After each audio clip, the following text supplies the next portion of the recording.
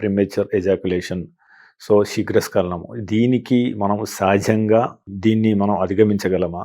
ఎప్పుడు డాక్టర్ని కలవడం ద్వారా, మనము ఎలాంటి చికిత్సలు తీసుకోవడం ద్వారా ఈ సమస్యను శాశ్వతంగా దూరం చేసుకోవచ్చు?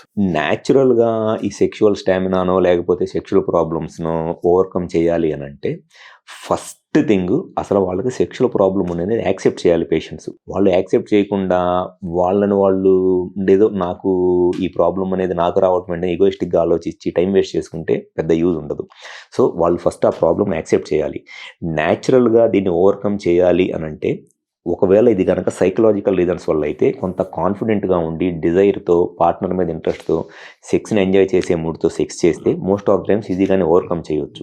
ఒకవేళ ఏదన్నా ఈ స్ట్రెస్ రిలేటెడ్ వల్ల కానివ్వండి, లేకపోతే కొన్నిసార్లు స్మోకింగ్, ఆల్కహాల్ లాంటి అలవాట్ల వల్ల కానివ్వండి, లేదా ఒబెసిటీ వల్ల కానివ్వండి, వీటి వల్ల ఈ సెక్షువల్గా ప్రాబ్లమ్స్ వస్తుంటే స్మోకింగ్, ఆల్కహాల్ లాంటి అలవాట్లు మానేసి ఫిజికల్గా ఎక్సర్సైజ్ చేస్తా వెయిట్ కంట్రోల్లో ఉండి అండ్ దాంతోపాటు ఈ స్లీప్ ప్యాటర్న్ మినిమం డైలీ ఒక 6-7 అవర్స్ స్లీప్, వాటితో చాలా ఈ హార్మోన్ లెవెల్స్ ఇంప్రూవ్ అవుతాయి కాబట్టి న్యాచురల్గానే సెక్షువల్గా ఓవర్కమ్ చేయవచ్చు.